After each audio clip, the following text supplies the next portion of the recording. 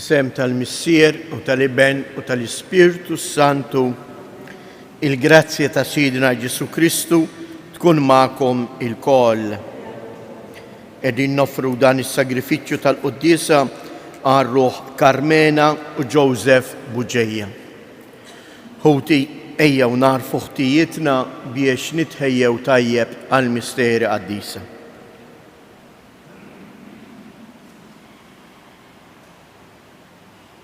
Mulej ħniena, Kristu ħniena, mulej ħniena. Iħenna għalina Alla li jista' kollox jaħfrilna dnubietna u jwassalna għal ħajja ta' dejjem. Nitolbu. U Alla ta' dejjem li tista' kollox, għamil li norbtu dejjem ir-rida tagħna ma' tiegħek u naqdu s-seta tiegħek b'qalb safja. Bibnek Ġesu Kristu Sidna li hu Alla u li miegħek jgħix u jsaltan flimkien mal-Ispirtu Santu għal dejjem ta' dejjem.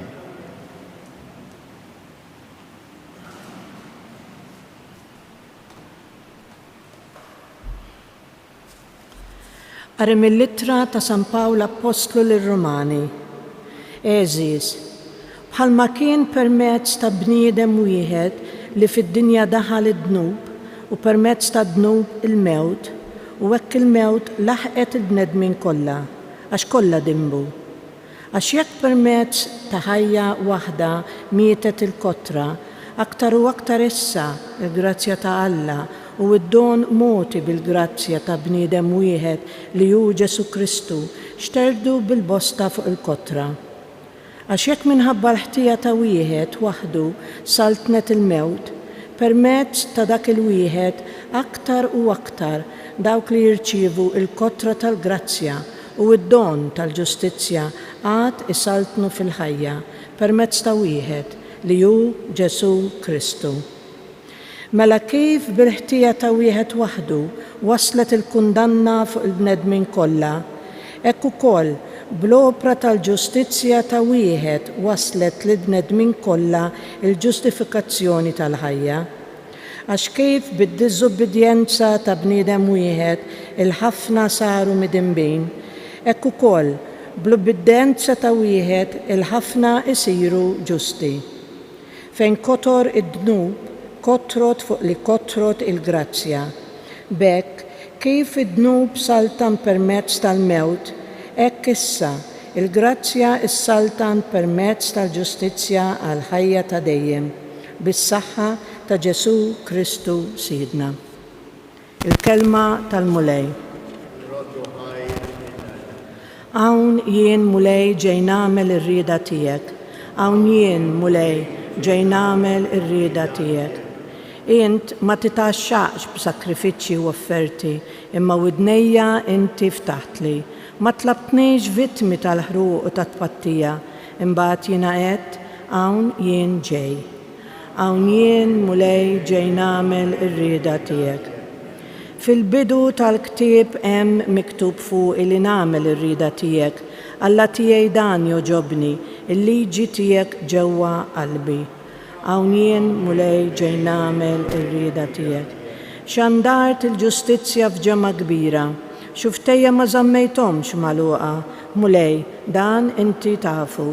Hawn jien mulej ġej nagħmel ir-rieda tiegħek. Jitennew u jifirħu bik dawk kollha li jfittxuk, jgħidu dejjem kbir il-mulej dawk li jħobbu s-salvazzjoni tiegħek. Hawn jien mulej ġej nagħmel ir-rieda tiegħek. Alleluja, alleluja, alleluja. Isru mela u itolbu il-ħin kollu biex tkunu tifilħu tifqu quddiem bin il-bniedem. Alleluja.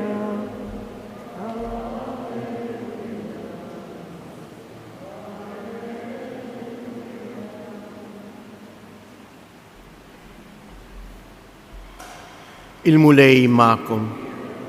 Qari mill-Evanġelju skont San Luqa. F'dak iż-żmien Ġesu qal lid-dixxipli tiegħu: Żommu ġembkejnkom imħażma u l-imsiebaħ tagħkom mixewla. Kunu bħal nies li jistennew lil sidhom lura mill-festa tat-tieġ biex malli jiġi u jħabbat jiftħulu minnu fih. Ħenjejn dawk il-qaddejja li meta jiġi sidhom isibhom jisru. Tassew ngħidilkom li jew jitħażem iqiegħdhom madwar il-mejda u jgħaddi qudiemhom iservihom. U kieku kellu jiġi fil-ħin tat-tieni sara jew tat-tielet u jsibhom xorta waħda fuq dmirhom, ħenjin huma. Il-kelma tal-mulej.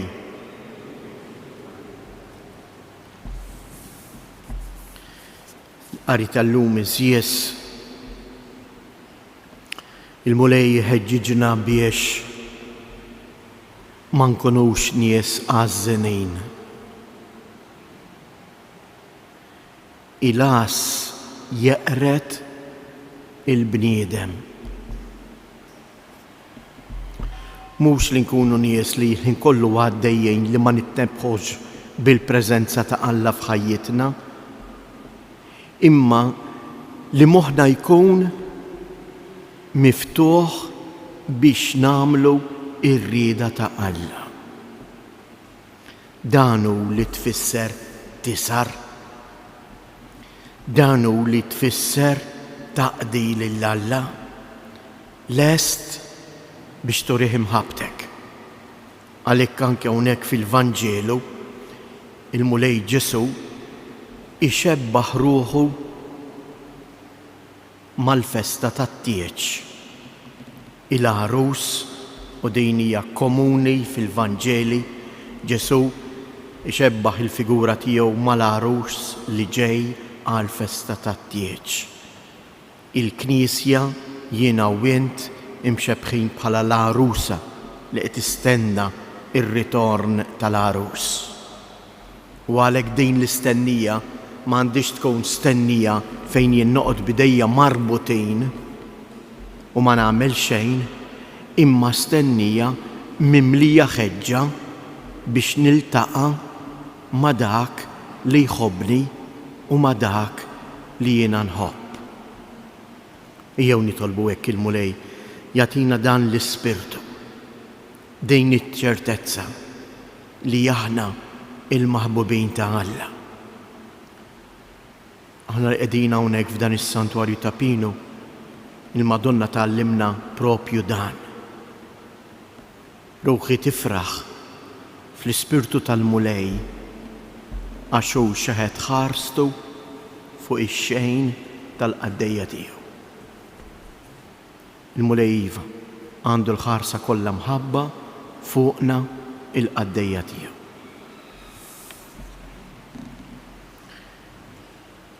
Jew issa nresqu t-talbit tagħna lil dan Alla li jħobbna.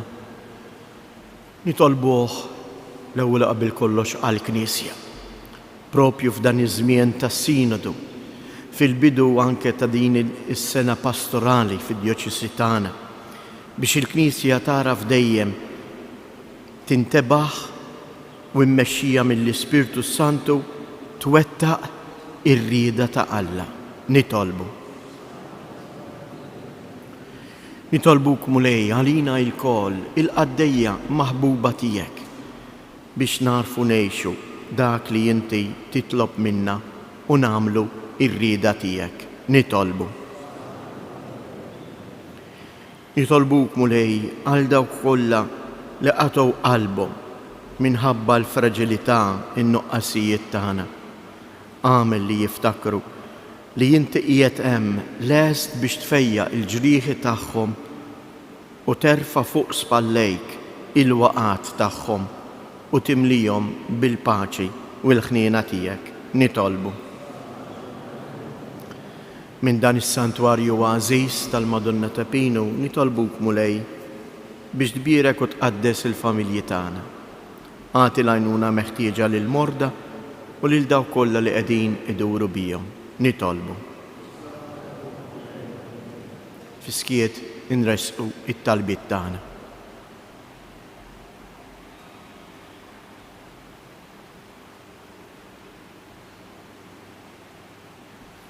il-qamissier qaddis dawn it-talbiet li din il-familja tiegħek li jinġabret madwarek fil-bidu ta' dan il-jum il-ġdid. Ixħed fuqna l-Ispirtu qaddis tiegħek biex idawwalna biex nkomplu nimxu warajk. Int li jintlena u l-ferħ ta' min jiltaqa' miegħek. Int li tgħix u s-salta għal dejjem ta' dejjem.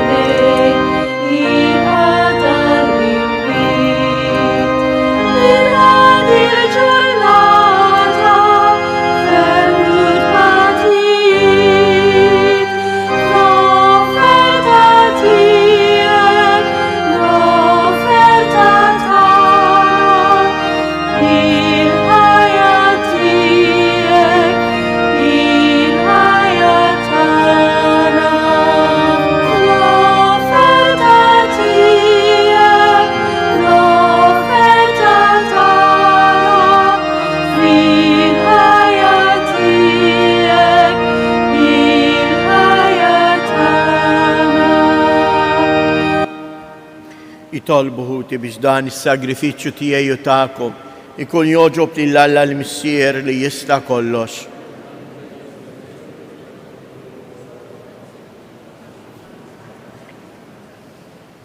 Atina mulej li permezz tad-doni qaddisa tiegħek naqduk bi spirtu ħieles u li bi grazzja tiegħek nitnatfu u nissaffew bis-saħħa ta' dawn il-misteri li bihom naqduk bi Kristus Siedna. Il-mulej ma'kom, nerfu lubna il-fuq, nizzuħajr l-mulej Alla tagħna. Sewwa u xieraq tas-sew missier qaddis, tajjeb u taġi tas-salvazzjoni tagħna li dejjem u kullimkien inroddulek ħajr bibnek il-Għażiż Ġesu Kristu, il-Verb tiegħek li bih għamilt kollox u li inti battulna bħala Salvatur u feddej mamul bniedem mill-Ispirtu Santu u imwielet minn Marija Verġni. U għatem ir-rieda tiegħek u kiseb għalik poplu qaddis u fil-passjoni tiegħu fetaħ idejh fuq is-salib biex iħolna mill-irbit tal-mewt u jurina il-qawmien għal-ħajja. Għalhekk flimkien mal-anġli qaddisin kollha inxandru il-glorja tiegħek u bleħen wieħed intennu qaddis.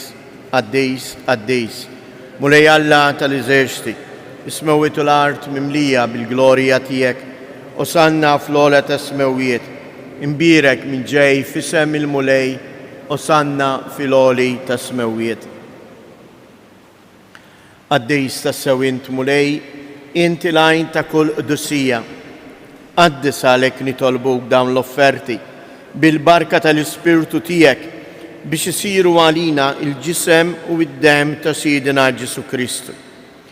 Li meta kien se jingħata biex mir-rajħ ibati, ħa il-ħobs, radd il-ħajr qasam tal id-dixxiepli tiegħu u qal: ħudu u kulu il-koll minn dan, għax dan huwa ġismi li jingħata għalikom.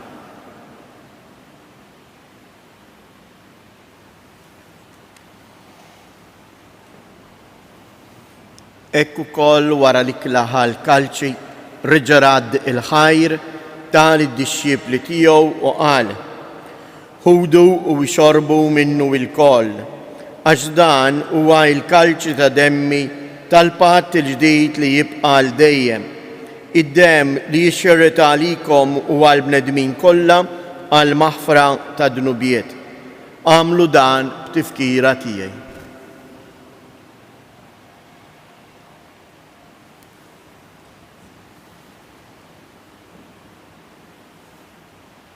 Danu il-misteru tal-fidi, inħabbru l-mew tiegħek mulej, inxandru bil-ferħ il-qawmien tiegħek, nistennewk sa ma tiġi fil-glorja. Għalhekk aħna nagħmlu dan b'tifkira tal-mewt u l-qawmien ta' Sidina Ġesu Kristu, Nofrulek mulej il-ħobs tal-ħajja u l-kalċej tas-salvazzjoni. U inroddulek ħajr għaliex oġbok tilqana hawn quddiemek biex naqduk. U miċ-ċokontana nitolbu li l-Ispirtu Santu jaqadna f'ġisem wieħed li lna li nieħdu sem il-ġisem u id-dem ta' Kristu. Ftakar mulej fil-Knisja tiegħek imxerda mad-dinja kollha u ittaqa' fl-imħabba fl-imkien mal-Papa Franġisku, mal-Isqof tagħna Anton, l-isqfijiet u l-ministri kollha tiegħek. Ftakar ukoll fħutna li raqdu bit-tama tal-qawmien. Ftakar fil-mejtin kollha. Daħħalhom quddiemek fid-dawl tas-sebħ tiegħek. Ħenna lina l-koll nitolbuk. Għati lilna wkoll il-wirt tal-ħajja ta' dejjem flimkien mal-Verġni Mqazzo Malla Marija, ma' San Giusepp, l-Apostli u l-Qaddisin kollha li jgħixu fil-ħbiberija tiegħek sa mill-bidu tad-dinja. Għamil li magħhom infaħruk u nsebħuk b'Ġesu Kristu ibnek. Bi Kristu, ma' Kristu u fi Kristu. Jingħata lilek Alla Missier li tista' kollox flimkien mal-Ispirtu Santu kull ġieħu glorja għal dejjem ta' dejjem. Ejjew nitolbu kif għallimna u ridna nagħmlu li bentalla għas-salvazzjoni tagħna. Missierna li inti fis-smawiet jitqaddes ismek, tiġi saltnatek, ikun li trid kif fis-sema hekk fl-art. Ħobżna ta' kuljum matina llum, aħfrilna dnubietna bħalma naħfru lil min ħati għalina u la ddaħħalniex fit-tiġrib iżda eħlisna mid-deni. Eħlisna nitolbuk mulej minn kull deni. Atina fit-tieba u l-ħnina tiegħek il-paċi fi żmienna biex inkunu ħielsa dejjem mid-dnub, imħarsa minn kull inkwiet. Aħna u nistennew u nittamaw ilena u l-miġja tas-Salvatur tagħna Ġesu Kristu. Mulej Ġesu Kristu, li qed lill-Apostli tiegħek inħallilkom isliem, natikom isliem tiegħi. La tħares lejn dnubietna, iżda ħares lejn il-fidi tal-Knisja tiegħek. Għatija isliem u laqda li jien trid fija, int li tgħix wis-saltan għal dejjem ta' dejjem. Il-paċi tal-mulej tkun dejjem magħkom. Għatu l-paċi lil xulxin.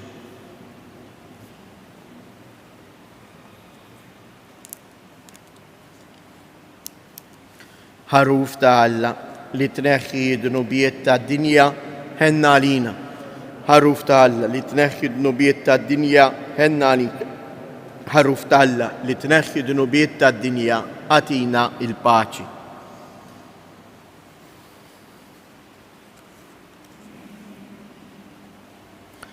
Danu il-ħaruf ta' Alla.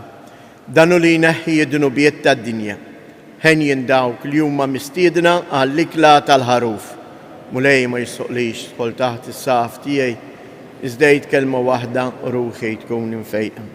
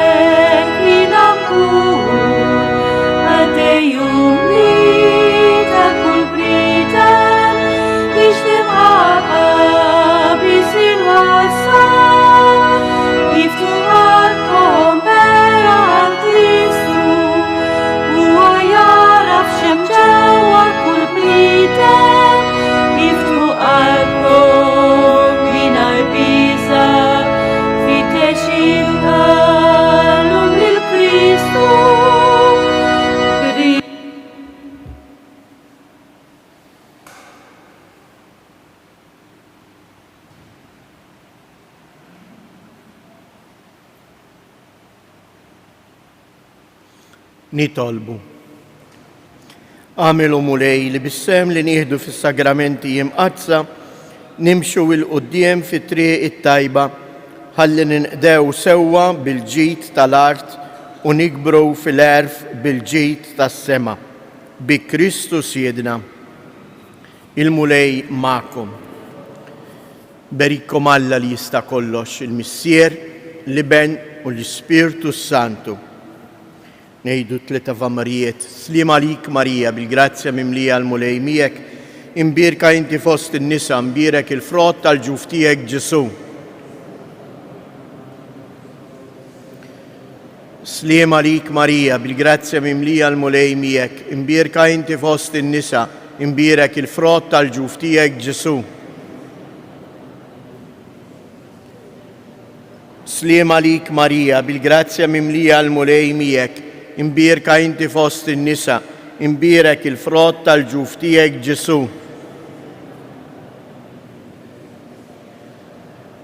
Madonna ta' Pinu, Sultana tal-familja, ħarstek fuqna dejjem żomm. Morru u għejxu fil-paċi ta' Kristu.